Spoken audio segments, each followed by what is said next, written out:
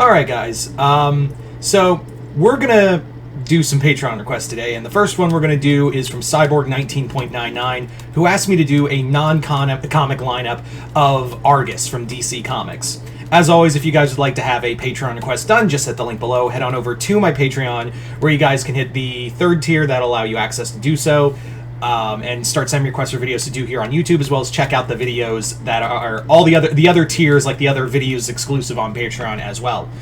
But anyway, hope you all enjoy this, and let's get started.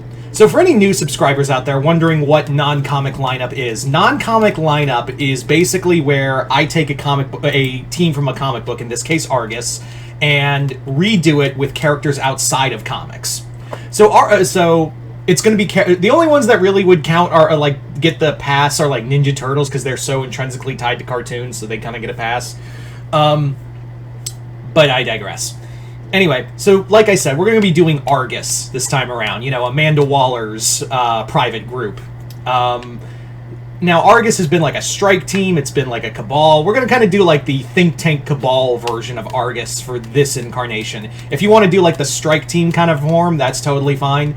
Anyway, so let's get started with this group.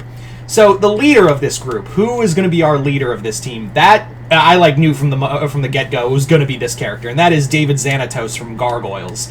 Xanatos really is the embodiment of like a character who could use all the power that Waller has and probably do a lot more damage. He's dangerous, he's cunning, he's willing to use both magic and science together, blend those two technologies together in any way, shape, or form he sees fit. Honestly, Xanatos, with his intellect, his money, his power, he could do some real damage to the superhero community.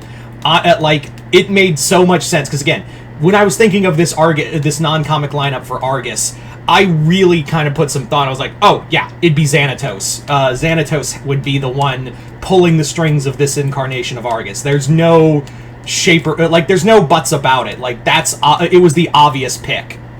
So Xanatos, 100%, as our leader of this incarnation of Argus. He has enough of a personality to him, like enough of a ego and personality, that I think everyone else here in this group would definitely follow his lead, even though they'd probably be like, he's a little too cocky or whatever. But I could definitely see Xanatos would be convincing enough to have these people working for them and also dealing with other dealing with the superhero community. Anyway, so there you go. Xanatos is our leader. Next up, we have Ironwood from RWBY. Ironwood is paranoid and crazy and has the military prowess as well as the military behind him to be like the real fist of the group. Ironwood is cold and calculating. Even though he has become a little more paranoid and unhinged, he's still got a brilliant military mind behind him.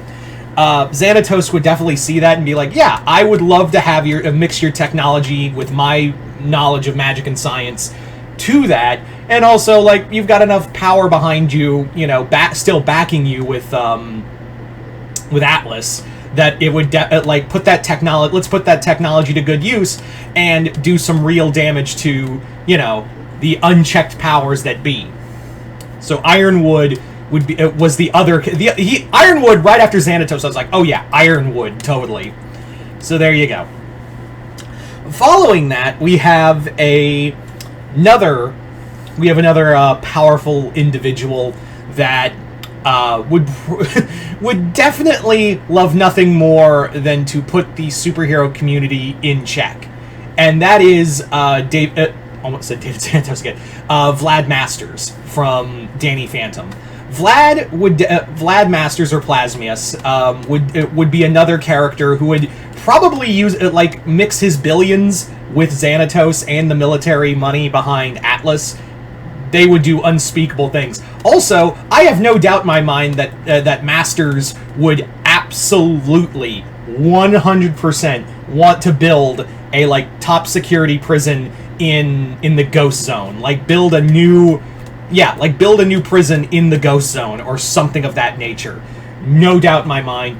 Masters / Plasmius would probably have some disagreements with Xanatos, but then he would see oh, we're going to you know, put a collar around the superhero community. Oh, that's gonna be fun. I'm gonna make Danny's life more of a hell than usual. So that's gonna be oodles of fun. Yay me.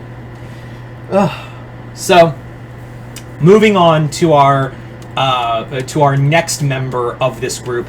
The next member of this group is, I guess you could say, like, handling the magic side of things. Like, he would be the one they would have handling, like, the magical community, or their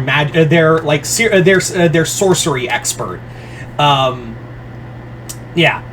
That, like, I feel like you kind of, like, in a world of superheroes, you'd need, like, someone to be, like, the sorcery occult expert if you're dealing with trying to corral the superheroes. So, this was my pick. And, that person, and it's gonna sound weird, just hear me out, that person is Darts from Yu-Gi-Oh! Why Darts?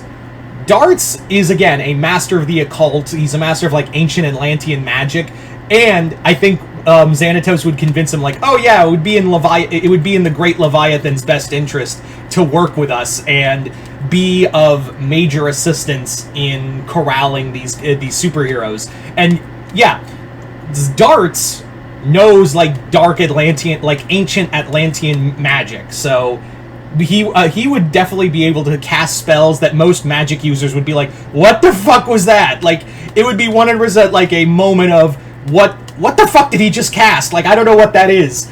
So, and again, he has his own group of ancient followers, and he can also, you know, mind control people into serving them. So if a superhero or someone gets out of line, yeah, Darts can just mind control them with the spell of Orichalcos.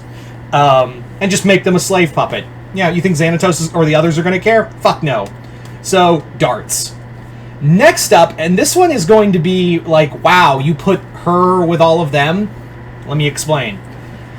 That person is Dr. Director from Kim Possible. Why Dr. Director? I think, like, all of Global Justice would probably see the danger of the superhero community growing unchecked and being like, who watches the Watchers? And working with Xanatos in this incarnation of A.R.G.U.S would be in her best interest of, like, also bringing all of the Global Justice Network to bear. And also, I think Dr. Director would be in Dr. Director's best interest to work with these guys, because they're all, like, very powerful men who left unchecked would do horrible damage to the rest of the world if need be. So Dr. Director would look at this and go, this would probably be, if I stayed here and kind of did some oversight and keep them honest and keep them on track with what is to be done. So yeah. Anyway, so there you go, Dr. Director. And finally, our final member of this incarnation of A.R.G.U.S, the last member of this team was someone I was kind of like, you know, it'd be kind of cool to have this character as like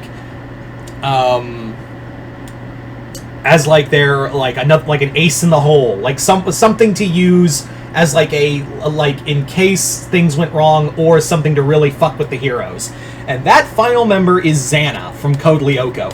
Xana would kind of work as like the Brainiac Queen going on in absolute power. Just shut down everything, build robots, and now that it would probably have access to Atlas military, as well as the Steel Clan from Xanatos, and whatever ghost technology that Plasmius brings, and also the Global Justice Network. Yeah, Xanatos would be Xana, I gotta differentiate. Xana would be the think tank also. He would be the straight up like think tank of this incarnation of A.R.G.U.S.